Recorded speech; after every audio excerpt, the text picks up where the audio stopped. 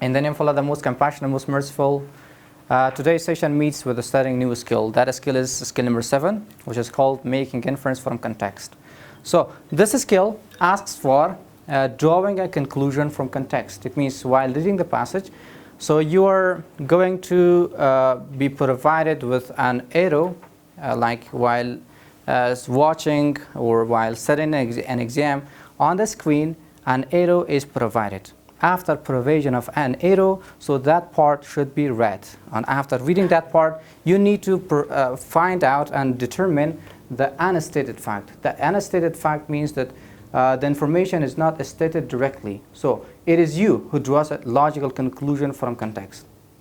Is it clear? For example, to put it in another way, if someone says that, for example, a student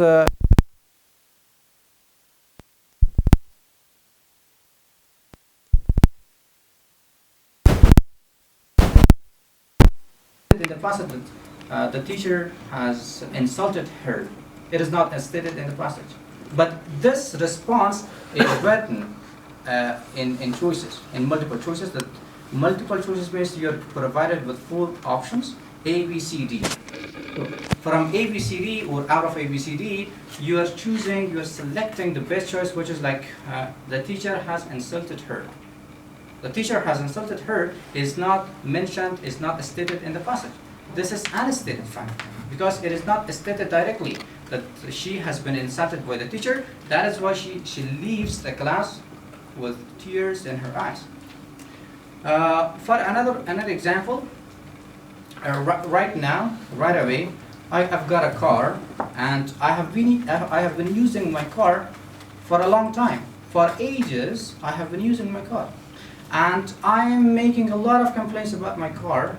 So what is the conclusion? The conclusion is this, that and besides that, while commuting to work and to back home, it is really disturbing me because the tire punctures on the way and I'm feeling very bad and annoyed with my car.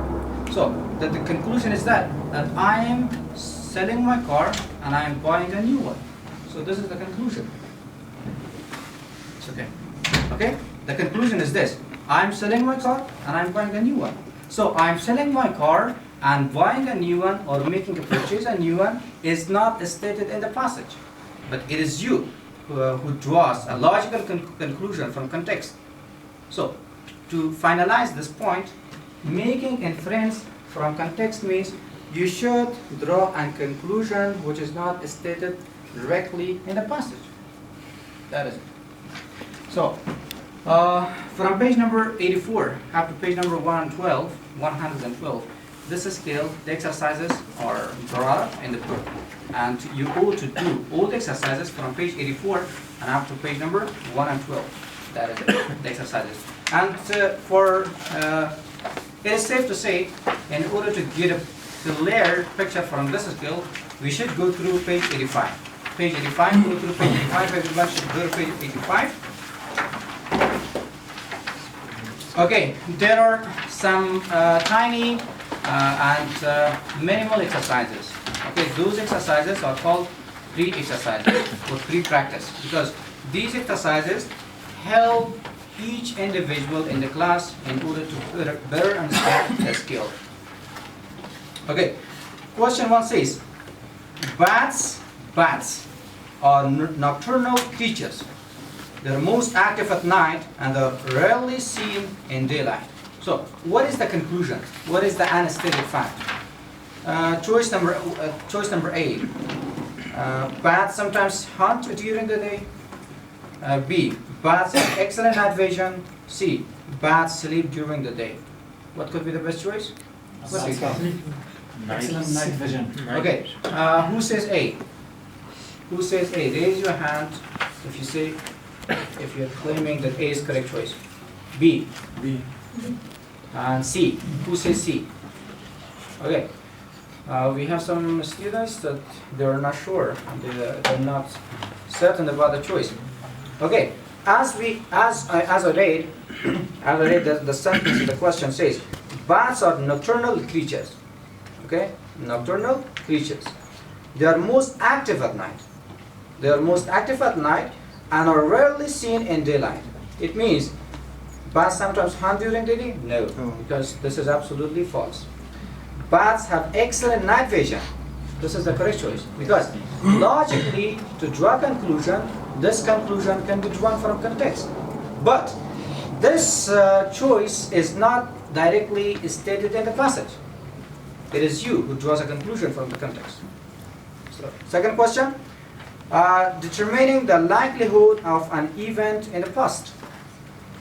Recent dietary guidelines have established that people need to eat 5 to 9 servings of fruits and vegetables each day. Former guidelines had suggested only 4 to 6 servings per day. However, concerns about people's health led experts to increase this amount. So what does it mean? People were probably not eating enough fruits and vegetables in the past. The former guidelines were more accurate than the current guidelines. And the last choice, people enjoy eating fruits and vegetables. What do you think? What choice is correct? First.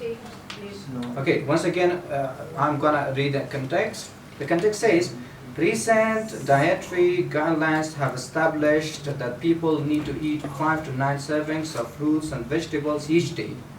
Former guidelines had suggested only 4 to 6 servings per day.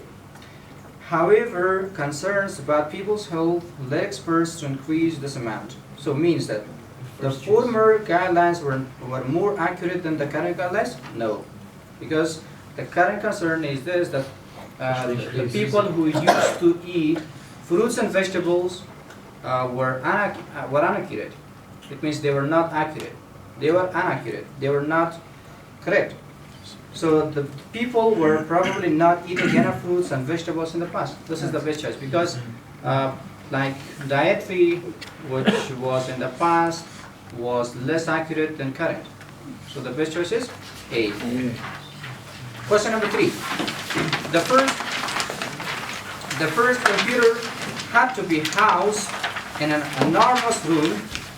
It has only been relatively recently that computers have become portable enough to carry around from place to place.